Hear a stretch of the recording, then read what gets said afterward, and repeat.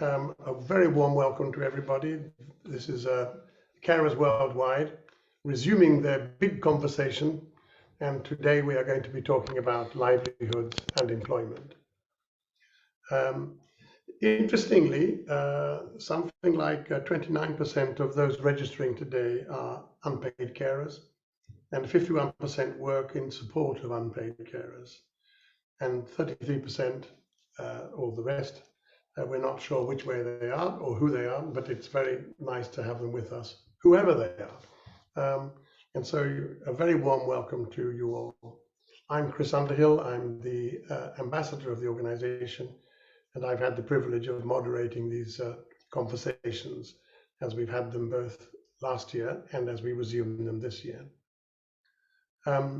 We're happy to continue the series. This is essentially a series which recognizes and celebrates our 10th anniversary year. As we know, the pandemic, which for some is a distant memory, for others is still very much present. And it's present in a number of different ways, whether it's long COVID or whether it's the effects of the lockdown, which we had all those months ago.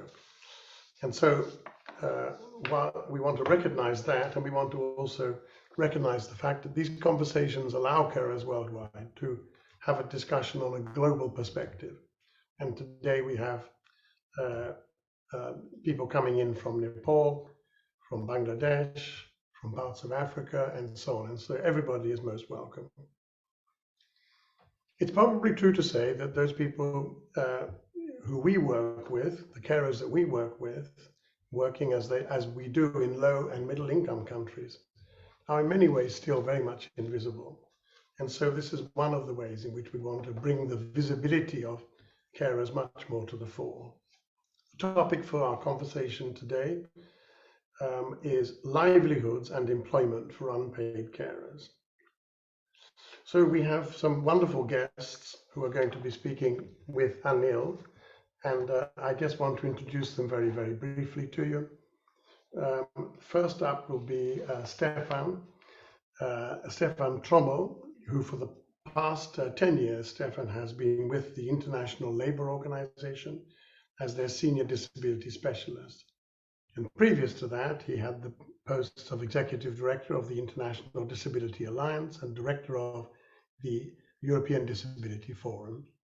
Stefan was actively involved in the negotiation process of the UN Convention on the Rights of Persons with Disabilities. Stefan joins us from Switzerland. We are very pleased that after Stefan has finished talking with Anil will then invite Dr Racheal Raykumari to speak with him. Racheal is the Executive Director of WORD, that is to say, the Women's Organization for Rural Development, which is based in Odisha, Eastern India. She's been involved in the Indian social sector for more than 35 years, striving towards social justice for the most vulnerable indigenous communities, focusing especially on women and children. And for the past 7 years, WORD has partnered with us, Carers Worldwide, to develop services for and promote the rights of family carers and people living with a variety of mental health conditions. Racheal is joining us today from Odisha in central North India. We hope that Anil and Racheal will be joined by Dr. Manjunath. Dr. Manjunath is the Executive Director of the Sri Shrestha Dharmashala Rural Development Project. The project is recognized as having implemented one of the largest coordinated programs in India, supporting financial inclusion and social development of more than 5 million vulnerable stakeholders, primarily women in the states of Karnataka and Kerala. Now it happens that Dr. Manjunath's travel plans have changed, and he is at the moment in an aeroplane. And so he may or may not be able to join us towards the end of this particular program in an hour or so's time. But I wanted nevertheless to introduce him, both because he was very willing to be a speaker, and also because if he pops up, then you'll know who he is. I think that's last of all. There's only one more speaker to be introduced to you with great pleasure, Katherine Wilson. Katherine is the head of employment at Carers UK, where she leads their business development and innovation teams work on employer services and employment policy. This includes promoting and servicing Carers UK Business Forum, Employers for Carers, which provides practical help and advice for employers in the UK who are looking to support and retain carers in their workforce. Katherine is joining us today from the UK. So Stefan and Racheal and you, Katherine, you're all most welcome, and thank you so much for having given us your time, which we really appreciate. Our colleagues Ruth and Racheal, I beg your pardon, Ruth and Michelle are behind the scenes monitoring on the chat box, so do please put comments into the chat if you'd like to. You're really welcome to do that. We would encourage you to keep your videos on and to put questions into the chat box. And let's have a lively conversation now. Anil, are you with us? Are you there? Ah, there you are. Yes, Chris. Yes, I didn't want you to sneak off for a cup of tea or something. Now is the time for me to pass over to you and to invite you to have a conversation with Stefan. Stefan, you're most welcome. Thank you so much, Chris, for that warm welcome and brief introduction to the speakers. May I join with you in welcoming all the participants as well as speakers on behalf of Carers Worldwide, and also to you, Chris. Thank you for facilitating today's webinar. Thank you, Stefan, joining us from Switzerland. It will be interesting to hear from you some of the reflection from a global perspective on the care economy. Can you share some of your reflections on that? Sure. Thank you, Anil, and thank you to you and colleagues for the invitation to join you today. Well, just as a small disclaimer, as Chris was saying, I'm the senior disability specialist in the ILO, so my area of expertise is the employment of persons with disabilities from a rights-based human rights approach. I'm not a care economy expert, but I'm starting to get more involved, and I'll explain why. I've been working in the ILO for 10 years. It's fair to say that care economy was not an issue until perhaps 5 or 6 years ago. Then we started to gradually pay more attention to that, also in the department where I work, where we also work on gender equality issues.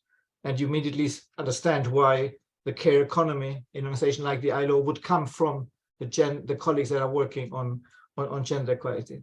But we have now seen, especially over the last 2-3 years, an increasing, really huge interest and discussion around the care economy from the very high level, coming from the very high level also within the United Nations. So basically, number 2 of the United Nations, she has become the champion on care economy discussions and has brought together the most relevant UN entities that have something to say in this discussion.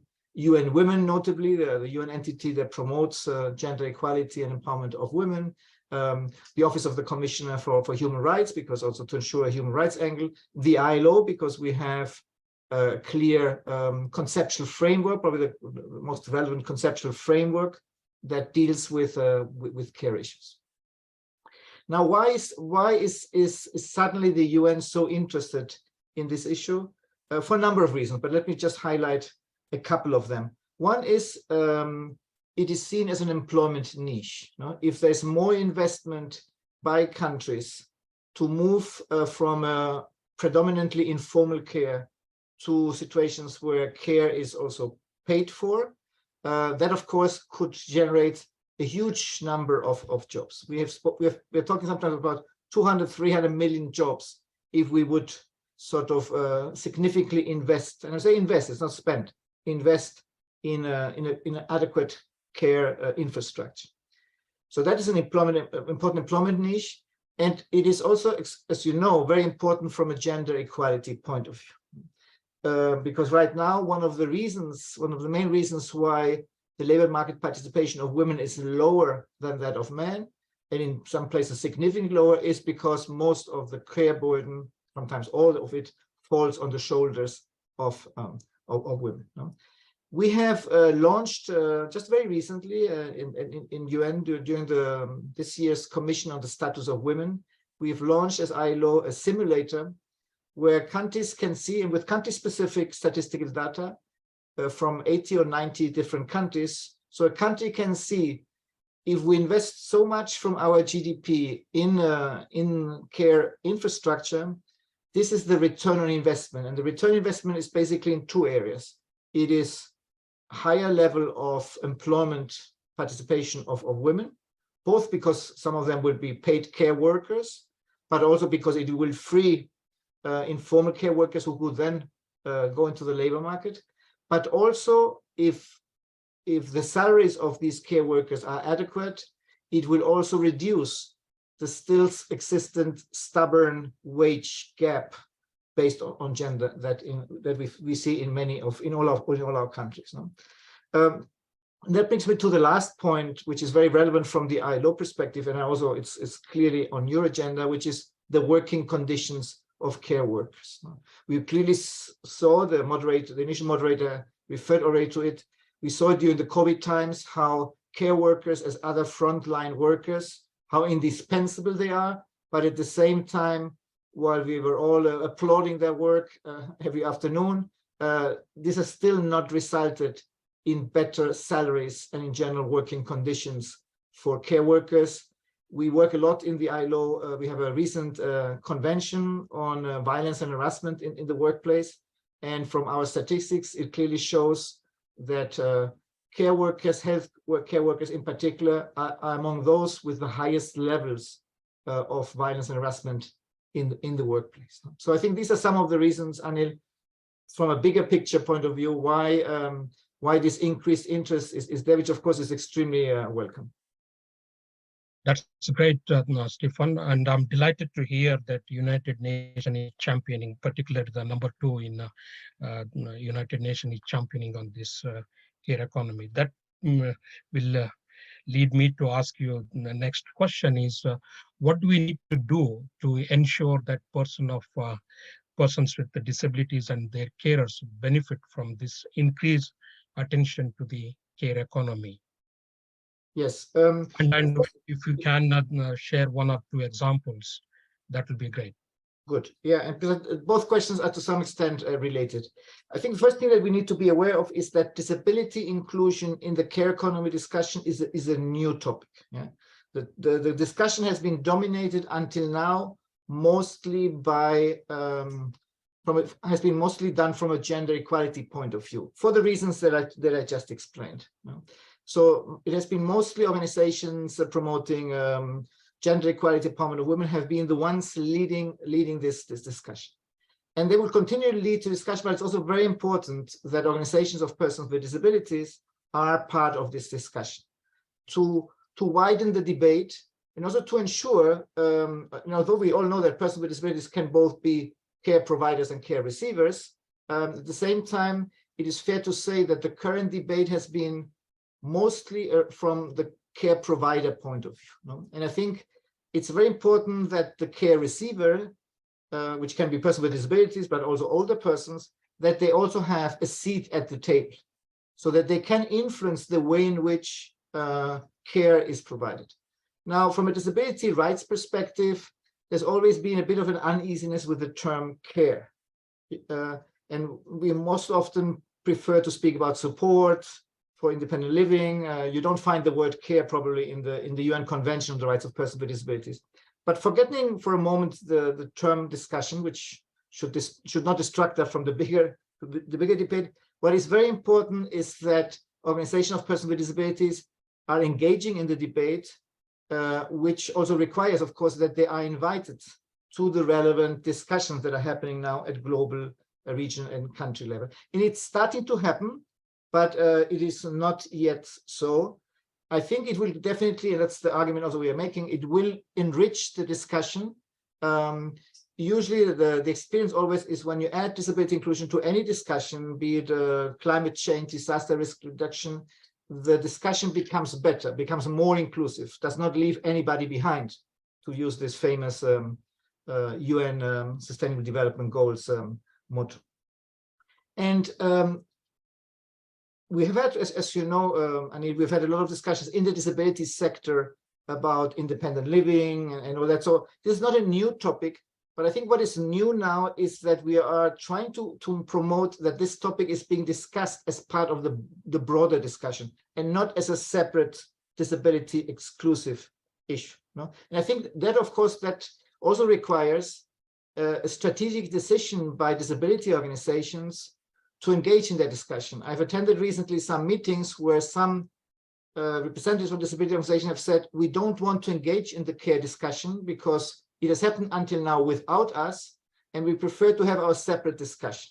Now, I can understand the argument, but I still would say, no, we need to open that door. We need to get a seat at the table, and the whole discussion not only will be a better discussion, but it also will lead to more sustainable care and support solutions for persons with disabilities. And that is exactly the example that we have seen in one Latin American country, in Uruguay, where one of the first countries where disability inclusion has featured prominently on the general care discussion, also in terms of government, organization, and all that. And this has resulted that from a situation where there was almost no personal assistance scheme for persons with disabilities who so require, to now have a scheme which is largely responding to all the needs that persons with disabilities who have significant support needs are now being included. And that would not have happened if they would have continued to push that as a separate disability exclusive issue. That is the one lesson that I wanted to share with you, which I think is relevant also for many other countries. Thank you so much for sharing your wisdom and short experience of working in the care economy, how important it is, particularly in terms of gender equality, as well as you made a very good point about why it is so important to having the increased level of employment participation and freeing the informal care you talked about, as well as it is meeting the needs of the family members who need this support. And also they will be the contributing member of the treasury in terms of the tax and all. So in many ways, it is the topic we cannot ignore, and it is the one which we need to engage with everybody. As you mentioned about leave no one behind. So how this strategy is going to help us achieve overall sustainable development goal. Thank you so much, Stefan. I hope you will continue to stay, and I would like to invite now Racheal.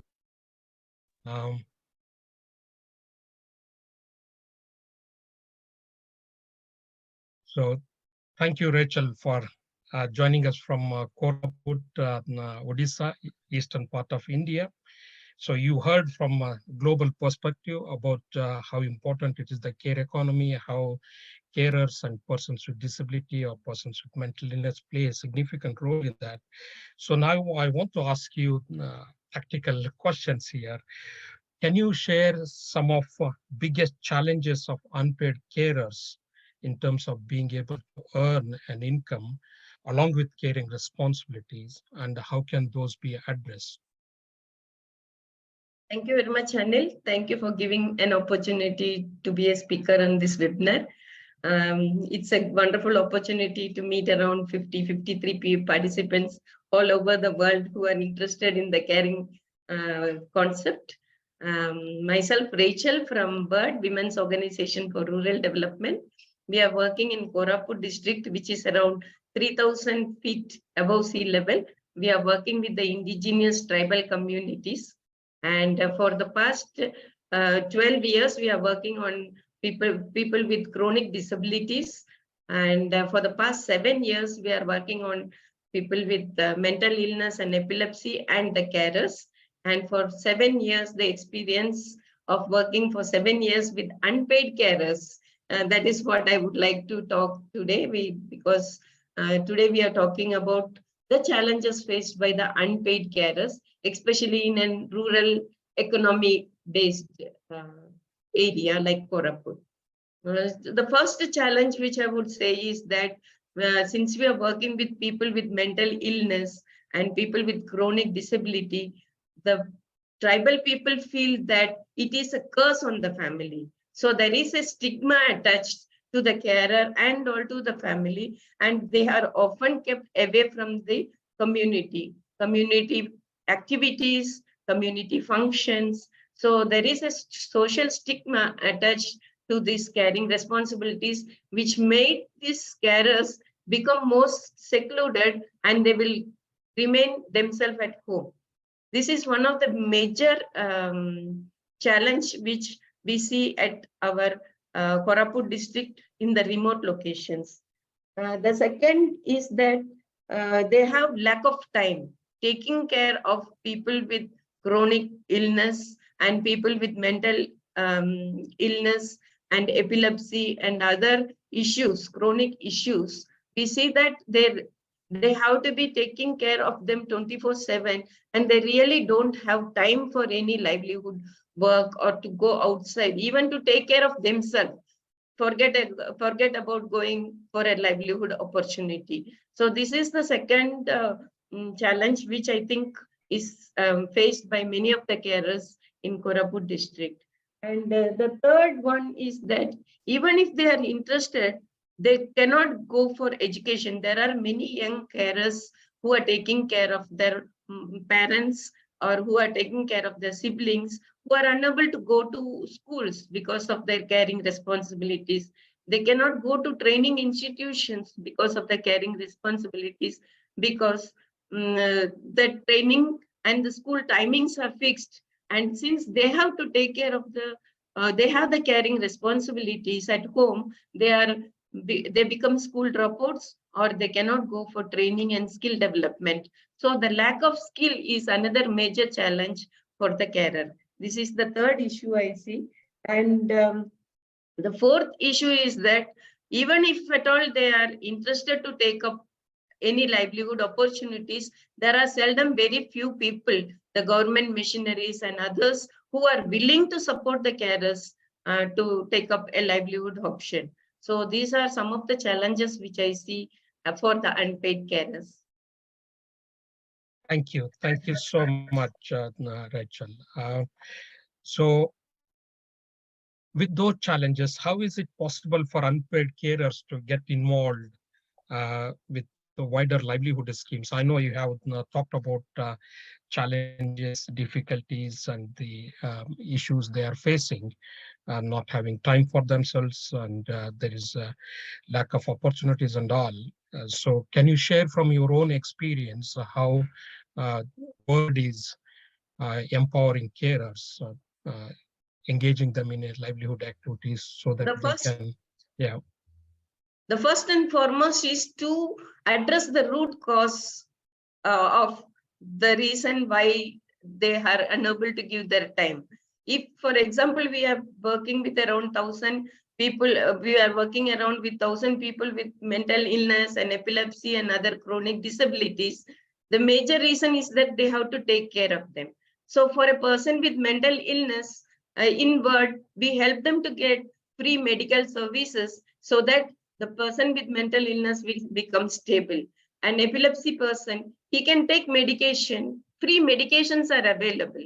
But unfortunately, the tribals think that it is a curse, so they do not go for free medications. So it is our work to see that they are made aware on such type of issues which is there in the social angles in their villages, to make them aware that this is not a curse, but this is a disease and we can treat them and they can become stable. We have very good examples to share with you where we have addressed these issues of people with mental illness and epilepsy, where they could become stable, and now the carer along with the person with mental illness, both of them have taken up some livelihood interventions and are earning for their own families. So this is what the first to address the root cause. That is one I see. The second is, since the carers are usually secluded, we need to give an opportunity for them to come together and to share with one another their grief and their happiness together. So we can form groups of these carers together at the village level or at the block level, so that they can help each other in their problems and also find solutions for the problems together. So this way of bringing together of the carers as a groups or federations can address many of the issues at the block level and at the district level and even at the state level. So to address the policy level issues. So this is the second overcoming challenges, one of the ways we can overcome challenges.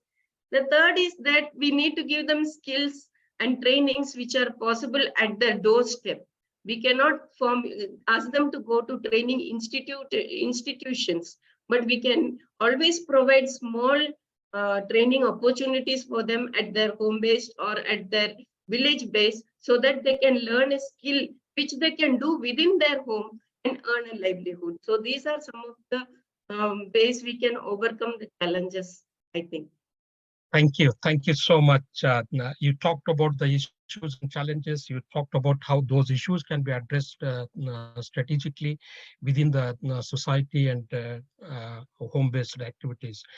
Just quickly in 30 seconds, with these challenges and you are addressing strategically in the community and supporting unpaid family carers. So what do you think the situation in 10 years would look like for unpaid carers in India? Carers concept is a new concept. Particularly in terms of able to earn an income. Yeah. Carers concept is a new concept in India.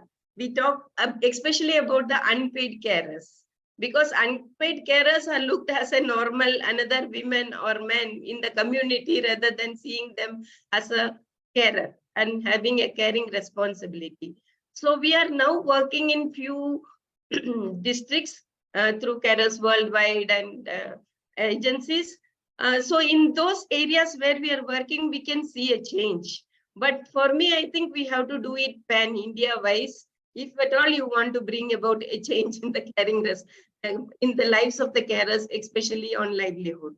The second is that if you can really strengthen the carers federations or the carers coalitions which we are having throughout the states, within the different states, they can make policy level decisions, debates and discussions with the government, so that there can be some changes made in the lives of the carers, especially on livelihood. For example, states like Karnataka has made a long distance, have covered a long distance, while in Odisha we are just with the memorandum submissions. And I am very sure that in some states, they don't even know that such issues exist for the carers. But however, I am more optimistic that with all of our efforts, in 10 years down the line, we can make some change in the lives of the carers, especially in terms of the livelihood. Thank you. Thank you so much, Racheal. Now, I have a pleasure in introducing Racheal and her team, and with the support of my colleague Michelle, put together a video of carers, and you are able to see how just a small support has made a huge difference to their life, and how it is enabling them to support their family as well as person who is receiving the care as well. Michelle, over to you.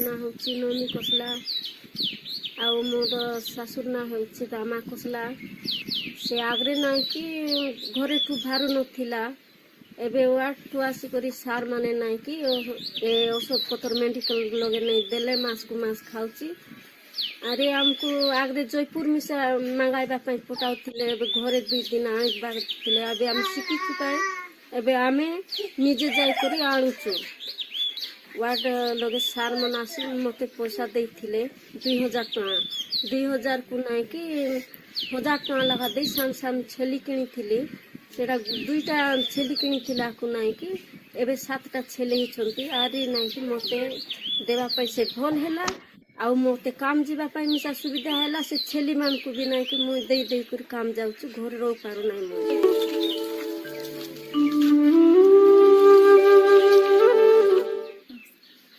Mona कविता खसला मो मांग ना कमला खसला आम गाँ ना आमले अम्बगुड़ा बदल आम घरे कुआड़े बाहर बाको प्रॉब्लम होता माँ को जगवा लोक ना तापर संस्था आसला जो रोजगार करने केते देलापाई आम यही जिनस सब किणिकी रोजगारटा कलु तापर घर चलवाई प्रॉब्लम भी होनी कम जिनस आनिकी भी रोजगार करूँ तार लाभ है पर आउ टिके अधिका सामान आनिलु सामान आनिकी आउ बेपार अधिका बढ़ेलु आम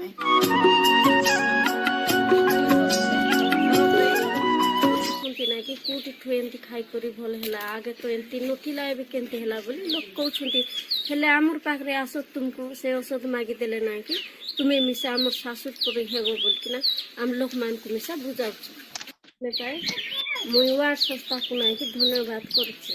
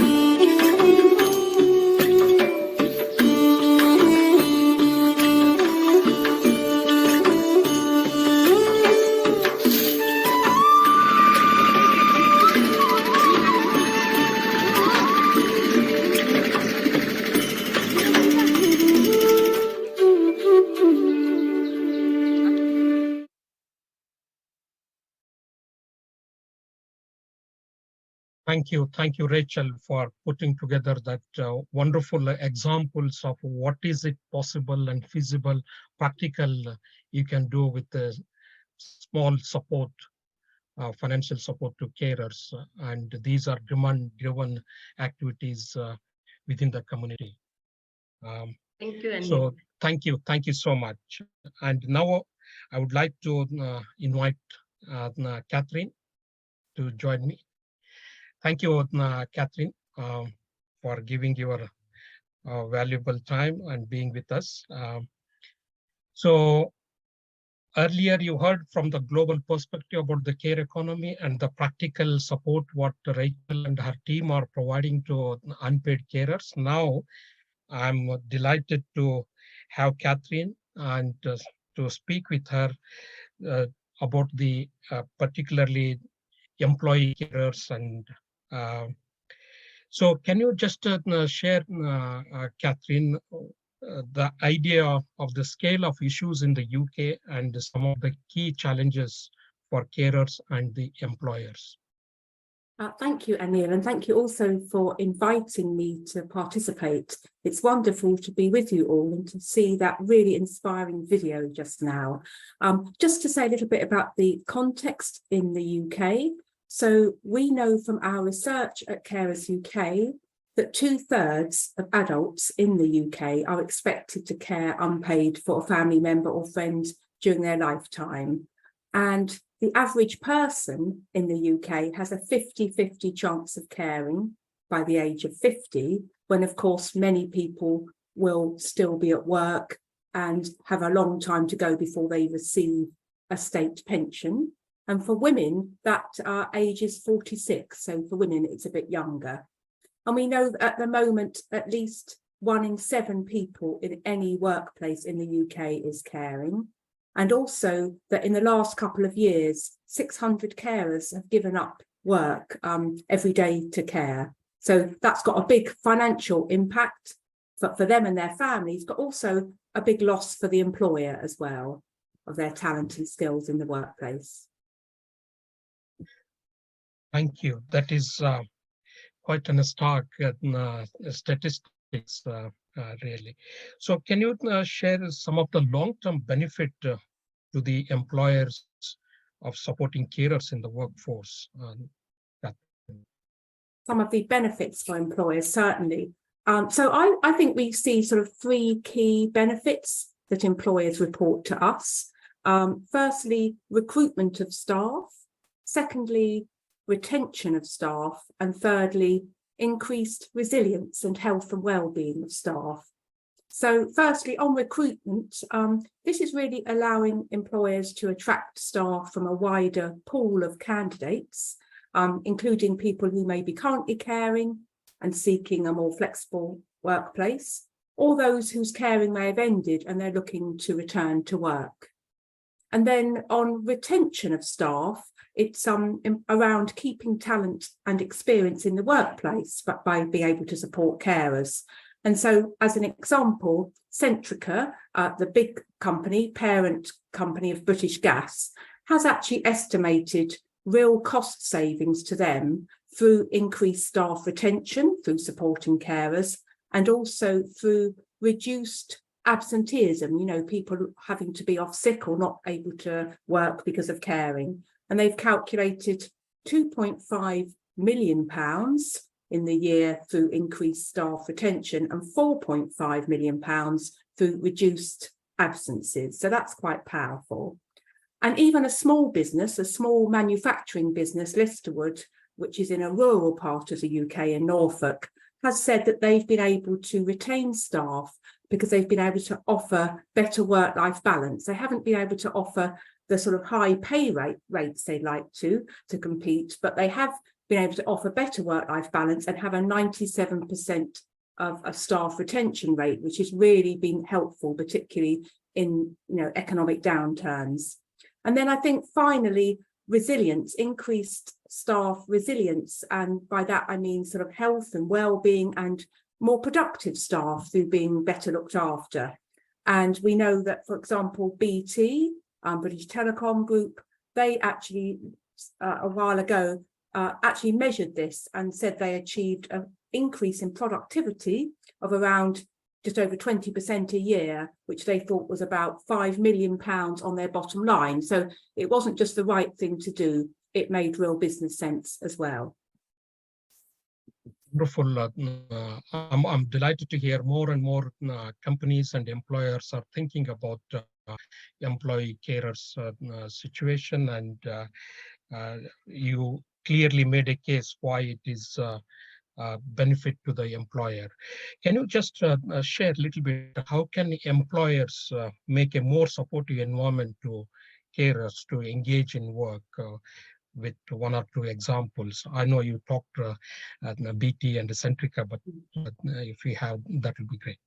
That's great, thank you. So I think a few key things that really help, and we've actually found from employers that these 5 things have actually really made so much difference that we've actually put them into our Carer Confident Employer benchmark to help employers look at what good looks like. So 5 things: preparation, so making caring visible, including it, for example, in a staff survey so that people start finding out who is caring in the workplace. Secondly, policies and guidance, making sure you've got clear statements, policies and very visible support for employers like flexible working and leave.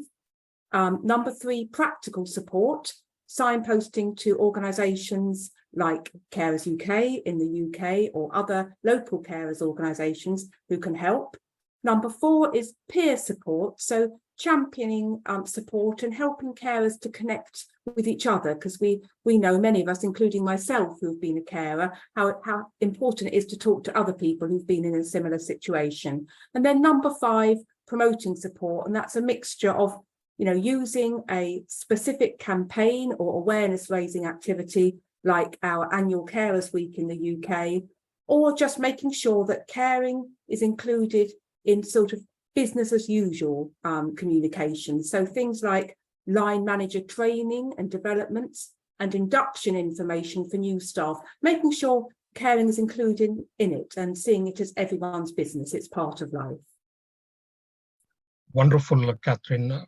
Those practical tips and what can be done and how can employers create a more supportive environment and making that caring visible. It is okay to be a carer and playing that important role, and companies recognizing the skills and expertise of employees and how best they could retain those highly experienced staff and improve their resilience and health and well-being. It's wonderful.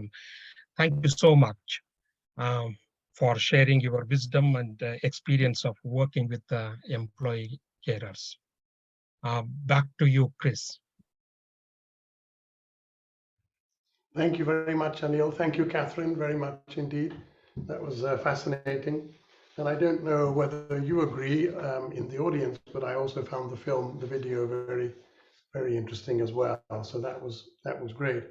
We come now to the time when we can take a couple of questions.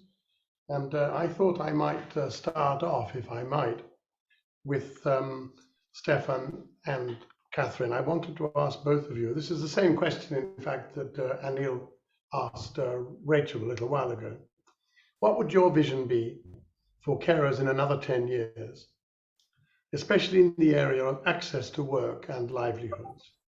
Maybe Stefan, could you jump in first, and then we'll invite Katherine to come back.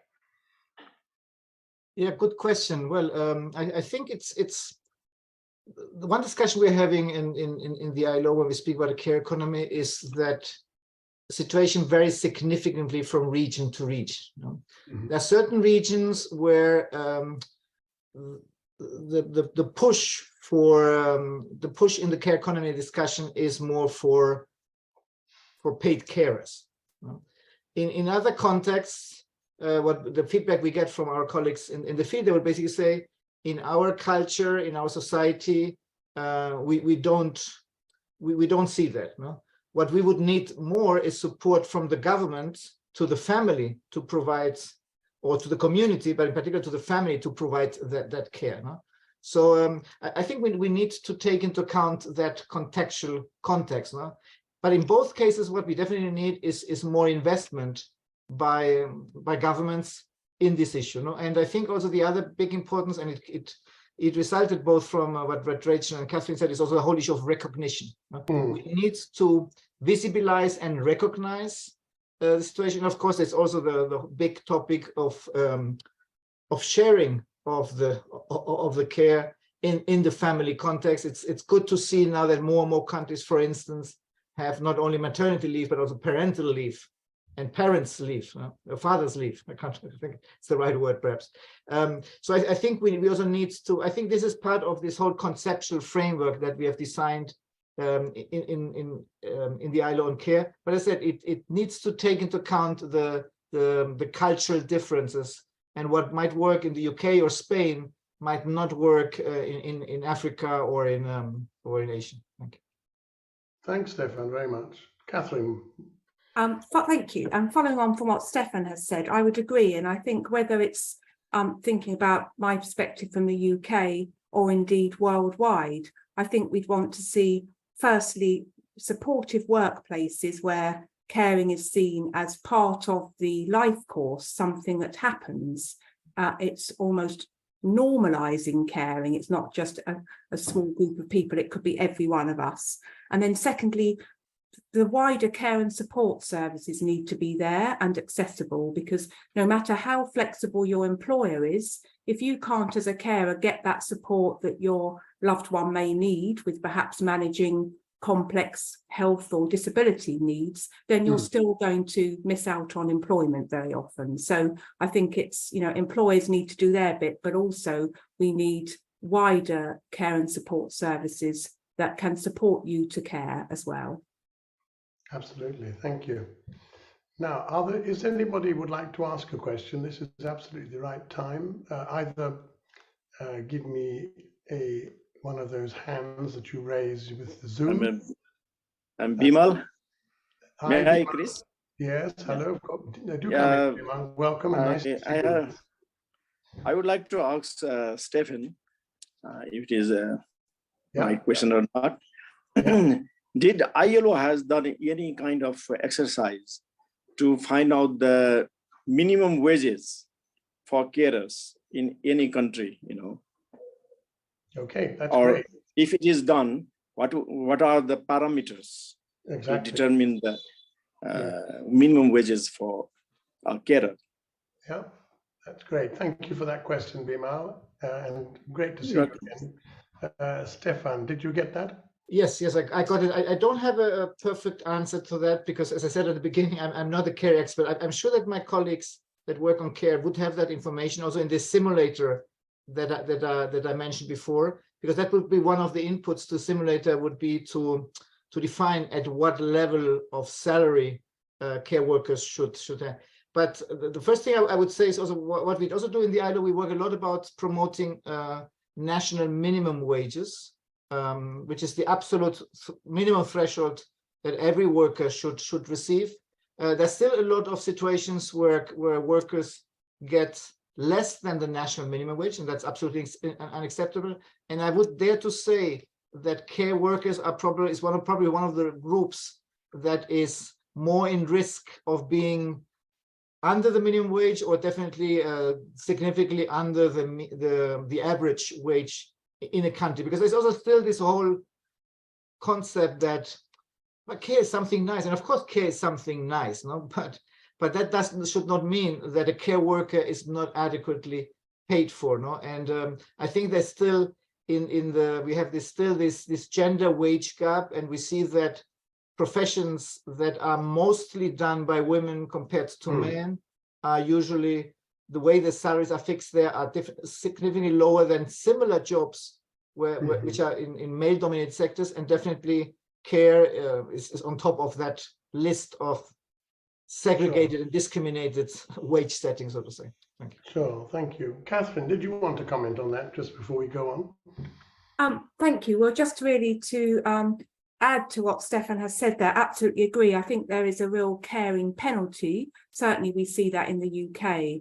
And it's because women tend to pick up more of the care. It might start with childcare and taking more responsibility perhaps, and not being able to work or reducing hours through childcare. And it happens again with wider care when they're looking after their parents or an adult. So we know in the UK, for example, the minimum wage is now set to be £10.90 an hour, which is really not very much at all. It's good that we have a minimum wage, but when you think about the sort of busy responsibilities people have, but also all the other bills that we're all facing in our households, you know, heating, utilities, food, everything has got more expensive. So we certainly know that the paid care workers, very often people are leaving that sector and going to work in retail because they can earn as much or more and not have such a long, hard day, even if they're quite committed to start with. So it is a real challenge for us in the UK as well.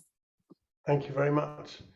Racheal, this whole question of the emphasis falling on women carers seems to be very much a common theme. And also, I was wondering whether you had any idea. And of course, the other point to make is that many of you, the people working in the film, for example, are working in sometimes informal sector, but also in informal sector. And I was wondering whether you had any thoughts about how much people were able to earn in the Kumari district that you were talking about earlier. Regarding paid carers in Koraput district, I think we do not have any paid carers. because these paid carer services are available only in big urban areas where people can afford for paid carers. In an poverty, in a poverty Yeah, please keep on. driven district like Koraput, there are unpaid carers. Most of them are unpaid carers, and maximum around 85% of our target, if you look in, are unpaid women carers. No, Because that part is understood. That Yeah. part is understood. What I was interested to know is whether you have any idea of what income they can get if they start to do some of the projects that you have talked about. yeah, unpaid carers, they can take up caring responsibilities and also take up small activities which I have shown, like in the video you can see these activities they can take up in their home or within the home surroundings so that they can make an income. It is not necessary they all have to become to work under anybody. They can become self-employed. For example, in Word, we have, for these carers, we have supported them with small microfinance of around say 2,000 rupees, with which they could put petty shops, they could take up goat rearing, they could take up mushroom cultivation, and they can make an earning for themselves. They become self-employed, and being self-employed has more dignity for them along with their caring responsibilities. So I think these two together, they will have more dignity in their family and also in the community. Thank you for that. And that's an important point. The whole question of caring for of receiving an income, obviously for the benefit of the family, but also for dignity as well, is obviously really important. So Ruth, I was going to ask another question, unless you had somebody else in mind. Anyone in mind that you've got there? No, please go ahead, Chris. Okay, There's that's just fine. a little interesting sideline coming up in the chat about the Manrega scheme, which is very specific to India.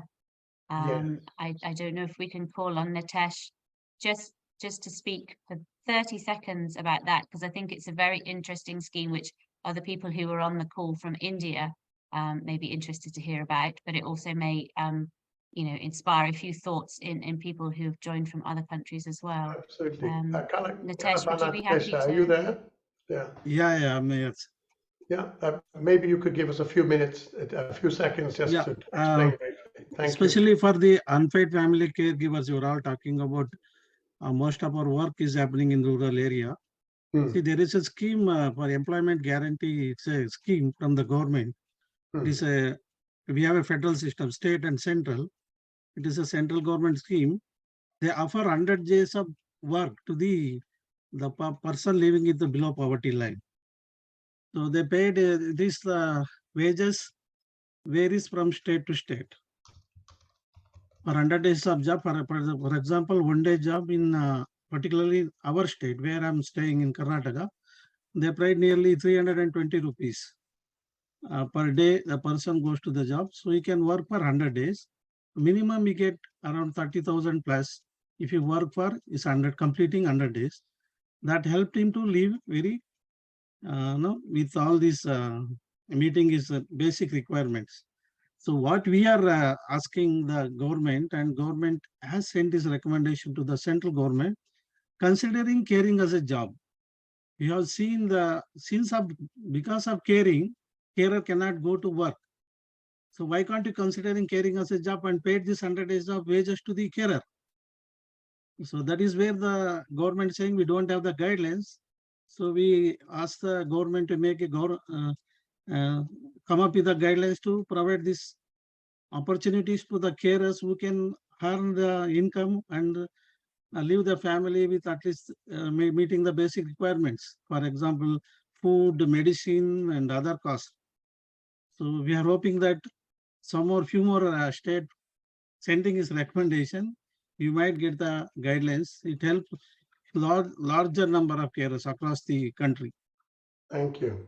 Thank you for that. And so that's interesting to see that this scheme exists within the states that you were talking about in India. Many thanks indeed. And Ruth is going to put in the link, which is going to be very helpful. That's great. So look, we're getting to the end of the session actually, and I wanted to be able just to round up with a couple of thoughts, if I may, before we finish. So first of all, let me just say that we've had a really interesting webinar today, and we've essentially covered a number of different areas. We've looked at the situation from the point of view of the global. Thank you, Stefan, very much for that. We've looked at the situation from the point of view of the United Kingdom. Thank you very much, Catherine, for that. And in particular, when it comes to the United Kingdom, we're looking at one particular country in the global north part of the wealthy north, which of course has particular schemes and so on and so forth. Whether Catherine thinks that we have the best ones or not is another matter. But the fact of the matter is that we have got what we've got, and thank you, Catherine, for explaining that very carefully. And we have then gone to India, both with Racheal and her presentation, and also, of course, with the film. Thank you very much for putting the film together with that wonderful music as well.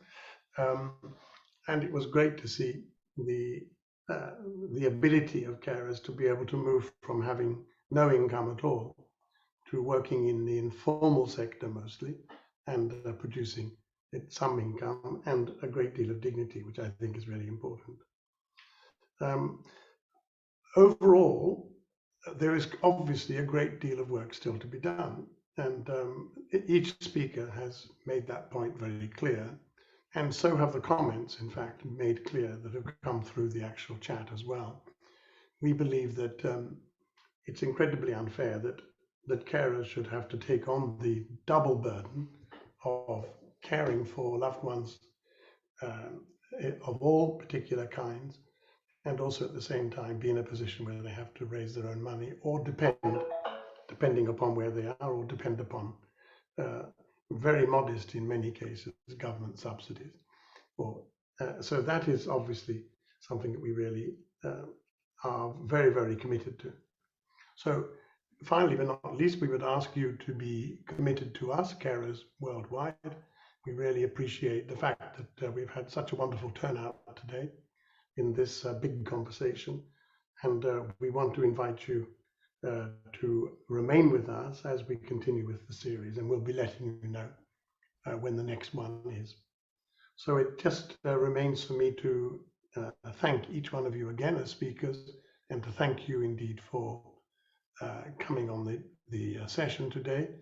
And I see Racheal is giving us the wonderful thank you. Namaste, which is great. And there's a link in the chat which gives you a little bit more about the big conversation. Many thanks indeed, and do take care. Thank you. Thank you so much. Thank you.